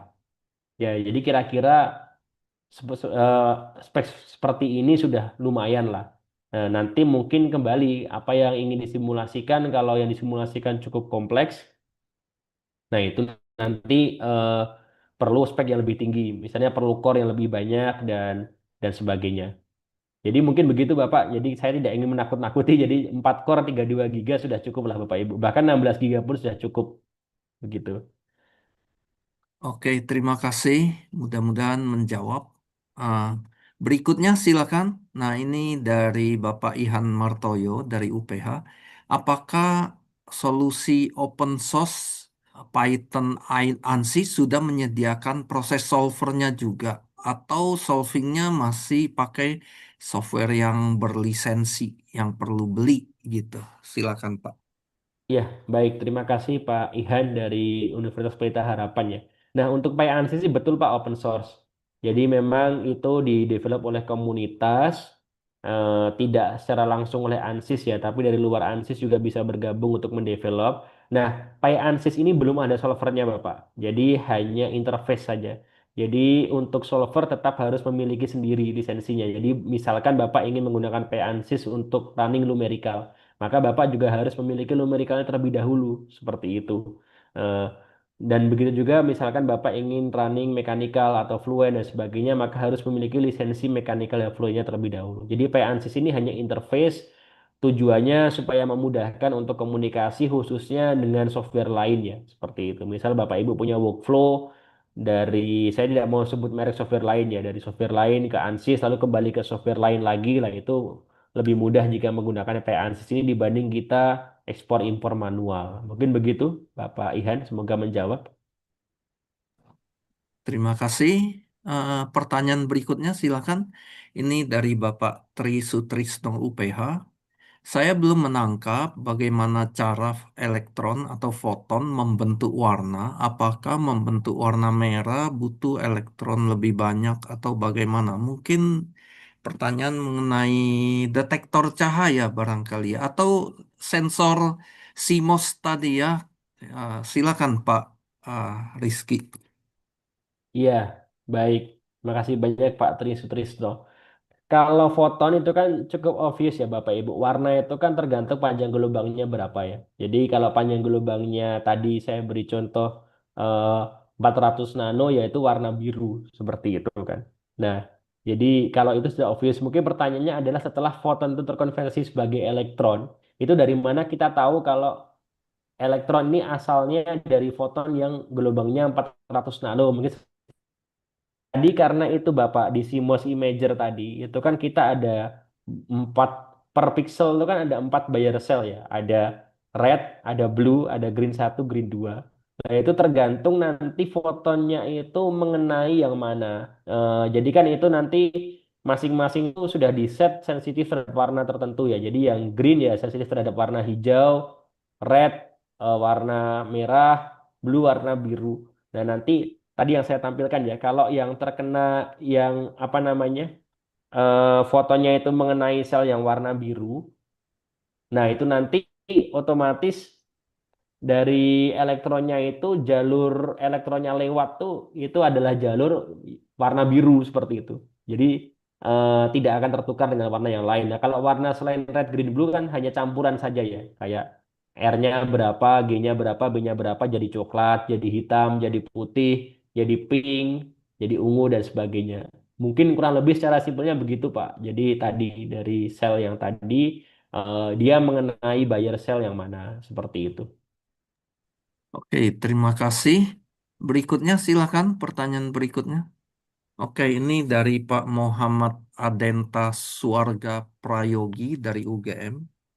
Nah, pertanyaannya melihat pesatnya perkembangan teknologi fotonika, menurut Bapak bagaimana potensi penerapan ilmu optik dalam pemantauan kesehatan non-invasif yang tidak perlu memakai jarum untuk penyakit kronis seperti diabetes, inovasi gadget ini ada yang tertutup jadi saya nggak bisa baca.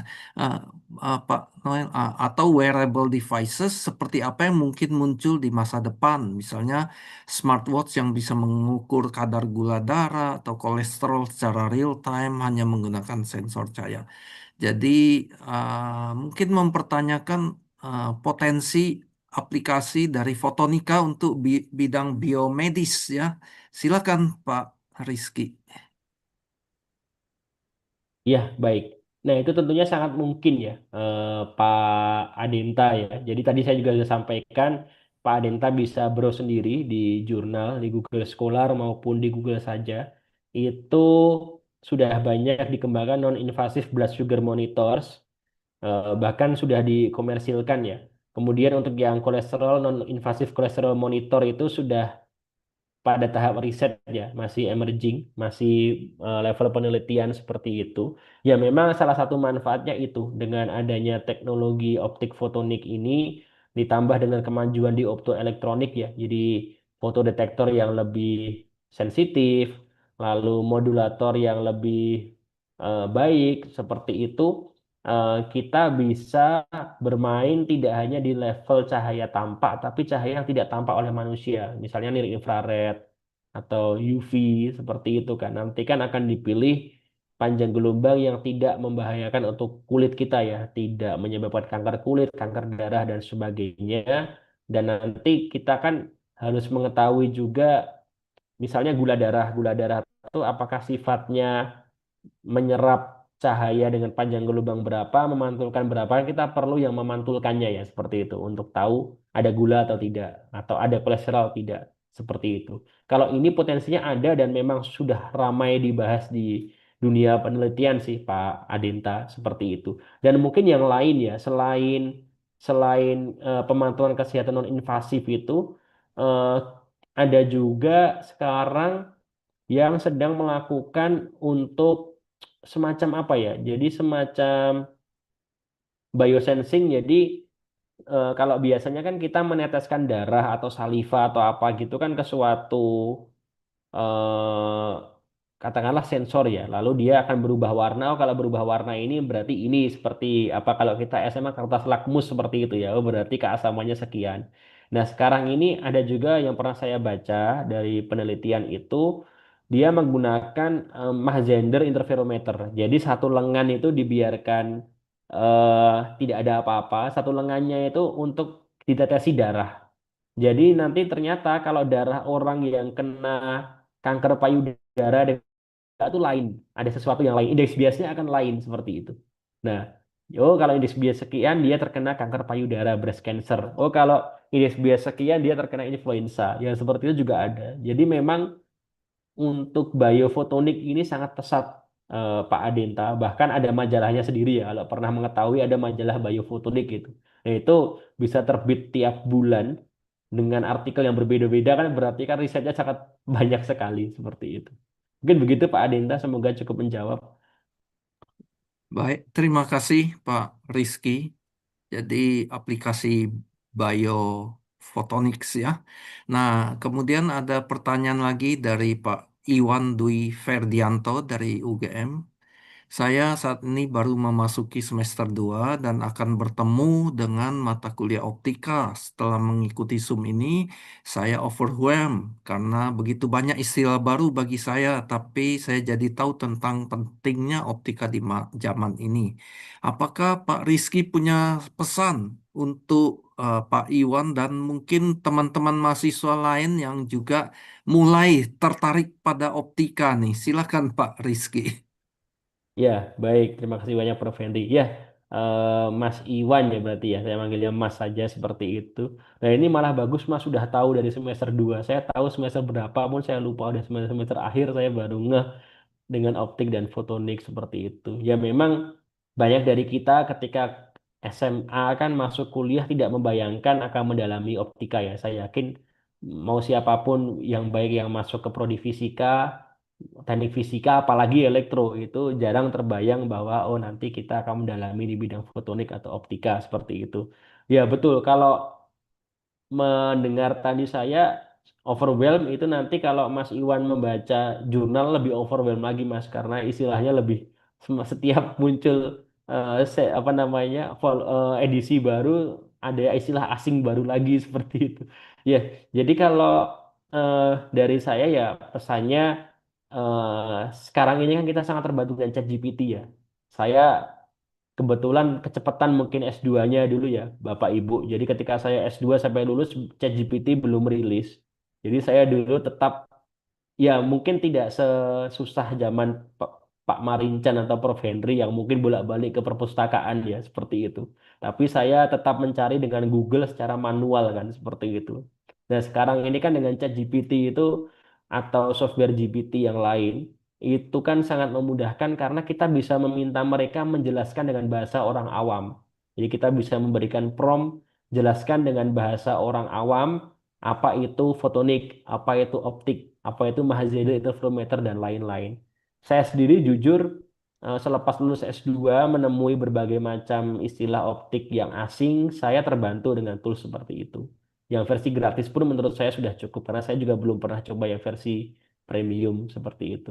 Nah, kalau dari saya mungkin begitu, Mas Iwan, Anda beruntung eh, masuk kuliah di zaman eh, generatif AI yang sangat membantu. Jadi nanti silahkan dimanfaatkan ya dengan baik generatif AI itu. Saya yakin dengan generatif AI itu akan sangat mudah untuk mempelajari optik ini dibanding saya apalagi dibandingkan dengan generasi Pak Agus, Pak Henry dan Pak Marincan ya yang dulu beliau-beliau ini saya yakin entah berapa kali satu hari bolak-balik ke perpustakaan seperti itu untuk mencari literatur dan sebagainya. Jadi silahkan bisa mempelajari dengan bantuan itu. Mungkin begitu dari saya. Ya, terima kasih Pak Rizky atas petunjuk atau ya Hmm, bagaimana survive ya di zaman betul. ini dengan fasilitas yang jauh lebih lebih baik, lebih mendukung daripada zaman sebelumnya untuk belajar hal-hal baru termasuk bidang photonics ya. Silakan kalau ada pertanyaan lagi. Oh, tampaknya sudah tidak ada. Dan kita juga sudah mencapai cukup malam ya, udah lebih dari setengah 9 di Indonesia bagian barat. Saya akan kita mengucapkan terima kasih pada Pak Rizky yang telah meluangkan waktu dari Singapura ya, kalau nggak salah ya sekarang untuk menyampaikan materi ini. Dan saya kembalikan ke MC untuk acara selanjutnya. Terima kasih Pak Rizky ya. Ya, terima kasih banyak Prof. Henry.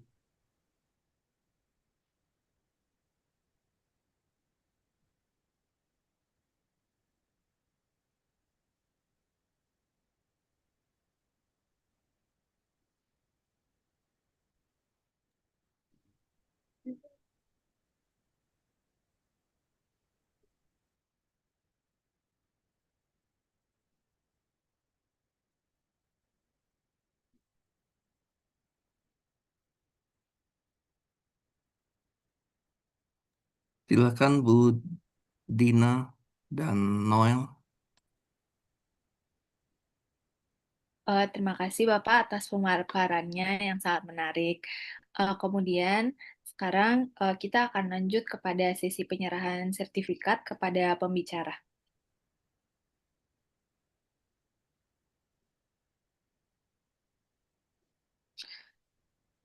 Sertifikat ini akan diserahkan secara online oleh Ketua Program Studi Teknik Elektro UPH.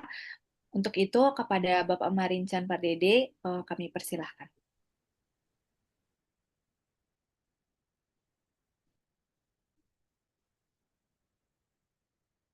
Ya, sekalian mengakhiri acara ini kepada Pak Muhammad Rijid, kami dari program studi Teknik Elektro atas nama fakultas kami, Fakultas Sains dan Teknologi, di mana elektro ada di fakultas ini, kami mengucapkan banyak terima kasih, Pak.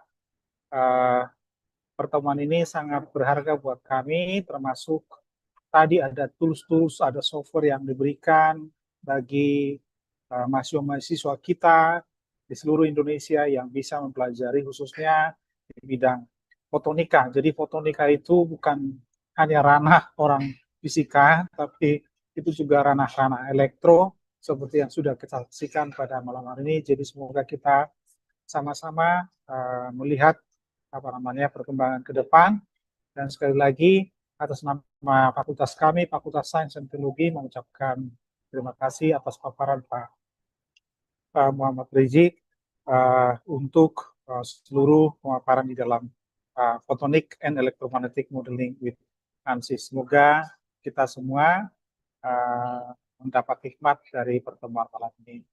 Jadi kami memberikan sertifikat ini kepada Bapak sebagai ucapan terima kasih kita untuk pertemuan malam hari ini. Terima kasih. Salam kepada Pak M. Rizky. Iya, baik. Terima kasih banyak Pak Dr. Marincan. Saya sangat senang dapat berbagi dengan Bapak Ibu rekan-rekan yang ada di UPH maupun dari umum yang bergabung pada webinar atau kuliah umum malam hari ini. Ya, saya terima sertifikatnya Pak. Terima kasih banyak.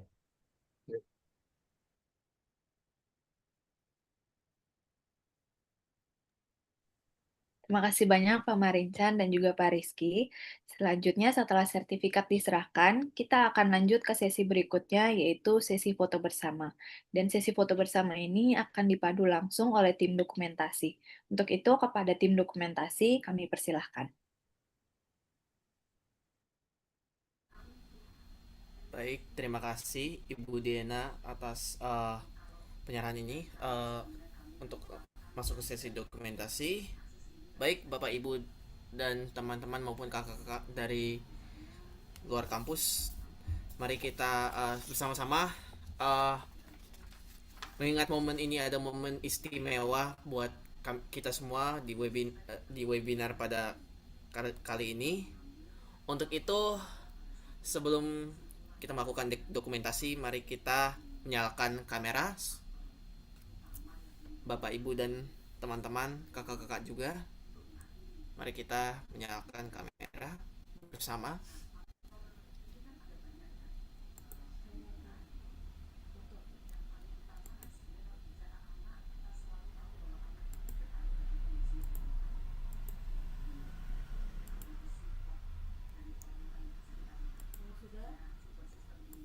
Di sini nantinya akan ada 4 ruangan ya. Jadi bagi teman-teman nanti bisa jadi ada di ruang 1, ruang 2, ruang 3 maupun ruang 4. Ya.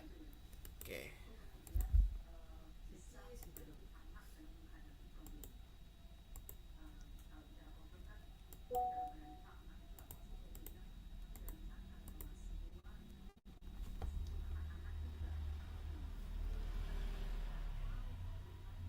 Baik, kita mulai saja ya untuk dokumentasinya ya. Oke, kita masuk ke ruang pertama dulu.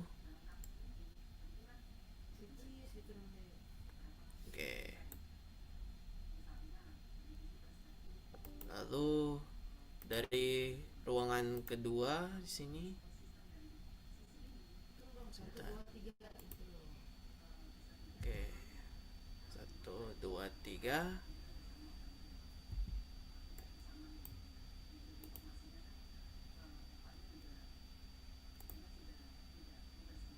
Berikutnya.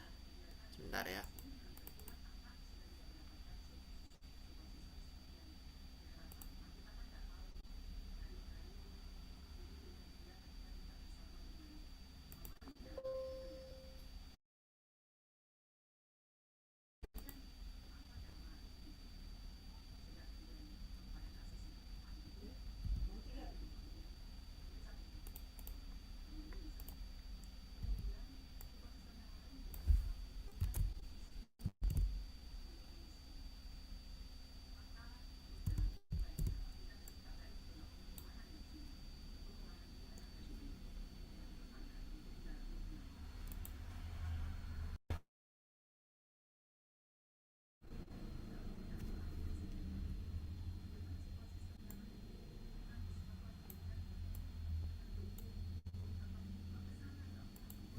Oke.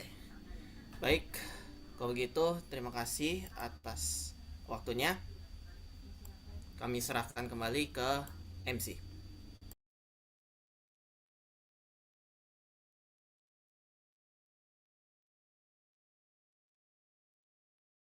Oke, baik. Bagi para peserta yang mengikuti webinar hari ini, kami persilakan untuk dapat mengakses link absensi yang ada pada layar.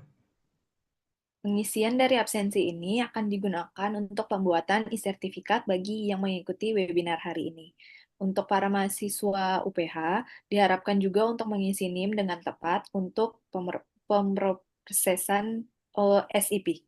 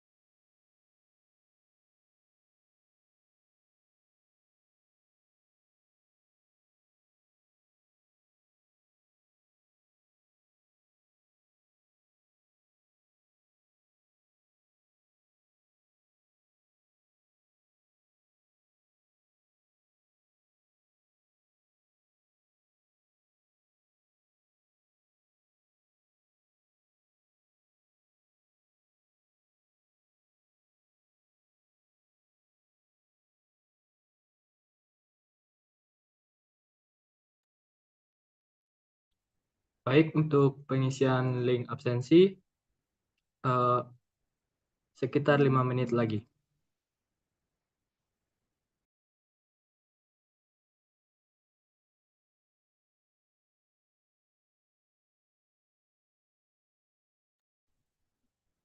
Mungkin kita boleh tutup lebih dahulu yang mau mengisi absensi bisa lanjut ngisi sambil kita yang sudah ngisi boleh meninggalkan ruangan jika mungkin sudah terlalu malam. Silakan di Budina sama Noel. Oke, tidak terasa kita sudah sampai di penghujung acara hari ini. Terima kasih banyak kepada para pembicara, moderator, panitia, dan seluruh peserta yang sudah boleh berpartisipasi. Semoga apa yang kita pelajari hari ini bisa bermanfaat dan menambah wawasan Bapak, Ibu, dan teman-teman semua. Kami mohon maaf apabila selama membantu acara ini terdapat kekurangan. Untuk itu, saya Diana. Dan saya Noel, pamit undur diri. Sampai Sampai jumpa jumpa di acara di acara berikutnya. berikutnya.